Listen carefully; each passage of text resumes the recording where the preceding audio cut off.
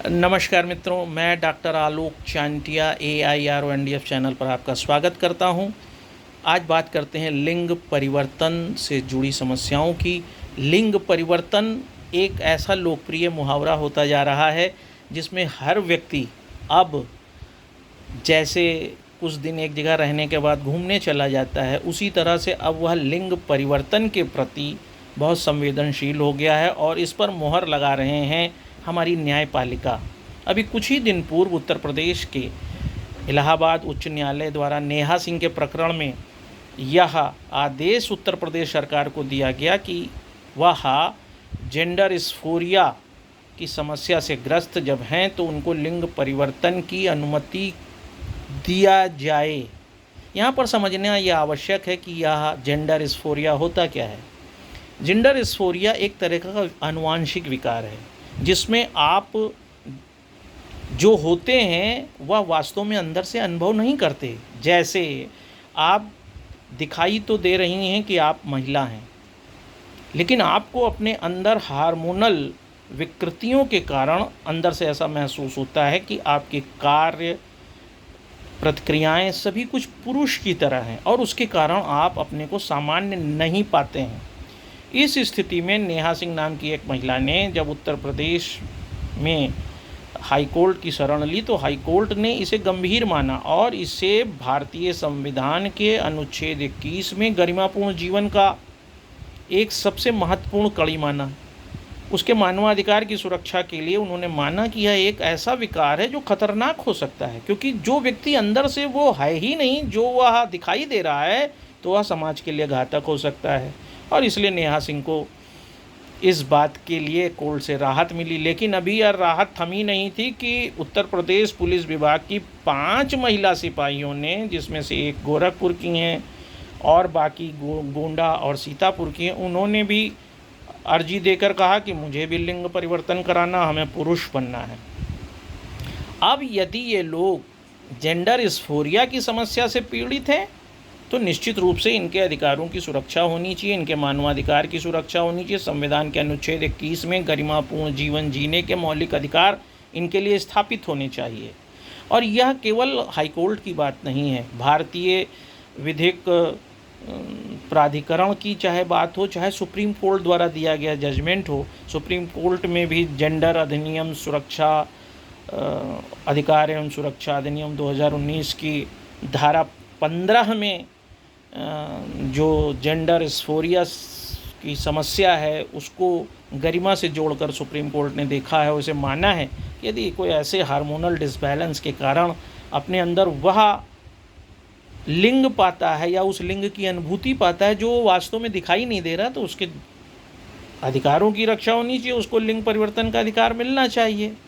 इसी तरह Rajasthan high court ने भी एक निर्णय दिया है। लेकिन महत्वपूर्ण विषय यह है कि जिस तरीके से यह क्रम बढ़ रहा है, हर कुछ दिन बाद कुछ महिलाएं यह एप्लीकेशन दे रही हैं कि उन्हें लिंग परिवर्तन कराना है।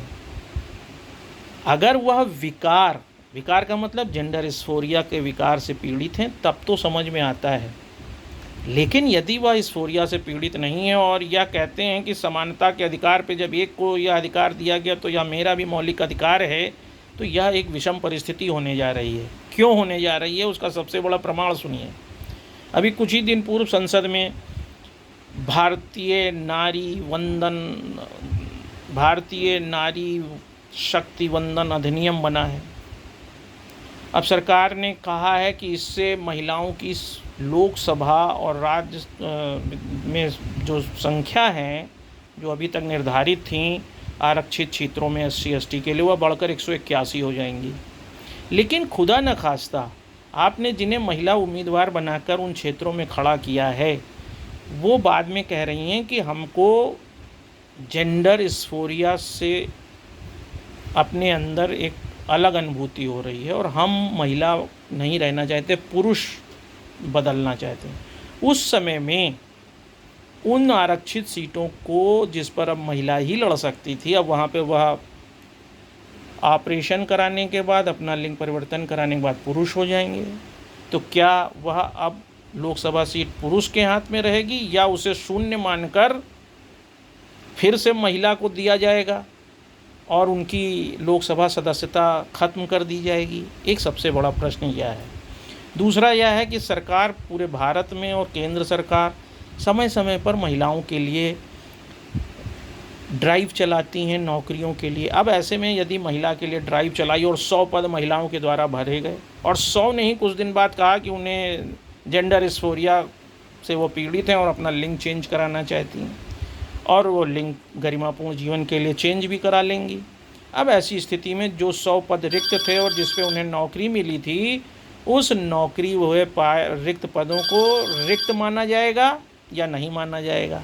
क्योंकि अब तो वहाँ पुरुष काम कर रहे हैं और यह पुरुष जो अब पुरुष के रूप में काम कर रहे हैं, उनकी जगह पे क्या अतिरिक्त रूप से फिर से महिलाओं की नियुक्तियाँ होंगी? यह एक बड़ा प्रश्न आने जा रहा है। सरकार के सामने यह चुनौती होने जा रहा है। दूसरा, सरकार द्वारा सुकन्या समृद्धि योजना चलाई गई है, जिसमें बच्चियों को मजबूती प्रदान करने के लिए, उनको जीवन को संरक्षण देने के लिए सरकार ने बहुत अच्छी व्यवस्था करी है, जिसमें एक निश्चित अवधि तक आपको पैसा जमा करना। लेकिन यदि यही हार्मोनल डिसबैलेंस के आधार पर वह लड़कियां पुरुष में चेंज होती चली गईं, तो फिर उनके परिपक्व होने पर पैसा लड़की को कैसे दिया जाएगा? क्योंकि अब तो वह पुरुष है। अब 18 साल बाद वह अपना निर्णय लेने में सक्षम है और वह पुरुष हो चुकी है। तो उस समय में सरकार उस पैसे का निस्तारण कैसे करेगी? यही नहीं, जिन भी देशों में महिलाओं की संख्या कम है, वहाँ पर अगर महिलाएं ही ऑपरेशन करा के पुरुष बनती चली जाएंगी, तो फिर क्या महिलाओं का यह असमानता, लिंग भेद जिस पे सरकार काम करके बराबर ख़त्म करना चाहती, उसका क्या होगा? जब यह लिंग भेद बढ़ता चला जाएगा तो उसका परिणाम क्या होगा? और जो सबसे बड़ा प्रश्न है, ज़रा आप कल्पना करिए कि एक महिला जिसकी शादी हुई, वह अपने ससुराल आती है, अपने पति के साथ रहती है, बच्चे भी पैदा करती है, लेकिन कुछ समय बाद वह कहती है कि नहीं, उसे हार्मोनल डिसऑर्डर महसूस होता है। उसने सब कुछ किया तो, लेकिन उसे अपने अंदर वह नहीं महसूस होता है जो वह है, और वह जेंडर डिस्फोरिया से पीड़ित है। और ऐसी स्थिति में वह महिला ऑपरेशन करा के पुरुष बन जाती है। अब कल तक जो एक घर में बहू के रूप में थी, पत्नी के रूप में थी, अब वह पुरुष के रूप में स्थापित है। तो दो पुरुषों की विधिक स्थिति क्या होगी? अगर बच्चे हैं तो वह माँ किसे कहेंगे? क्या इस पर भी विचार नहीं किया जाना चाहिए? और इस तरह से जो लिंग परिवर्तन की असमानता पैदा हो रही है, कल तक किसी ने अपना पासपोर्ट बनवा रखा है और उस पर वह पुरुष दर्ज था या महिला दर्ज था, लिंग परिवर्तन के बाद उसका लिंग परिवर्तन हो गया है। तो उस स्थिति में क्या होगा? वह जिस देश में आया, मान लीजिए कोई अमेरिका से भारत आया और यहाँ पर उसने अपनी लड़ाई लड़ी और अपना लिंग परिवर्तन करवा लिया, उस स्थिति में उसकी नागरिकता का क्या होगा? उसके पासपोर्ट का क्या होगा? ऐसी तमाम सी समस्याएं आने जा रही हैं जिस पर हमें विचार करना होगा।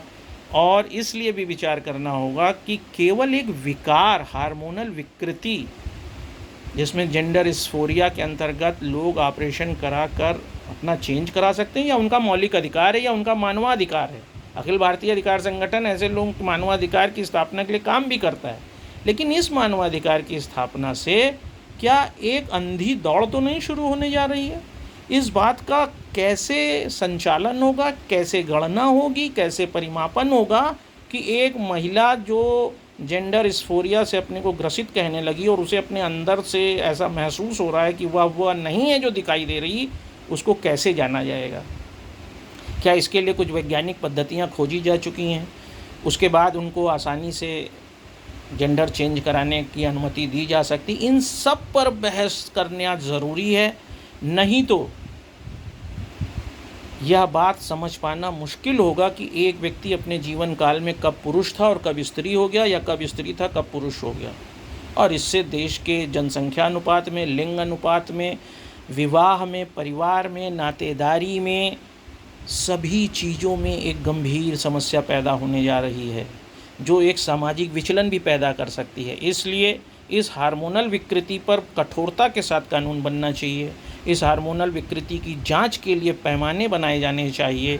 इस हार्मोनल विकृति के लिए उम्र निश्चित की जानी चाहिए कि किस उम्र तक कोई महिला या पुरुष अपनी इस विकृति के बारे में सूचना दे सकता है, ताकि समाज को गरिमापूर्ण ढंग से रखा जा सके, देश को गरिमापूर्ण ढंग से रखा जा सके। और सरकार के द्वारा प्रदत्त नौकरी में, विवाह की स्थिति में, सेना में नियुक्ति, नौकरियों में नियुक्ति, सरकार की विभिन्न योजनाएं, सरकार के द्वारा लोकसभा, राज्यसभा, विधानसभा में महिलाओं के लिए आरक्षण आदि जैसी गंभीर समस्याओं पर निजात पाई जा सके। अगर आपको यह वीडियो समझ में आता है तो इसे आगे तक ले जाएं, क्योंकि आने वाला समय एक गंभीर संकेत दे रहा है। मैं आलोक शांटिया फिर किसी अच्छे मुद्दे पर आपके साथ होऊंगा। नमस्कार।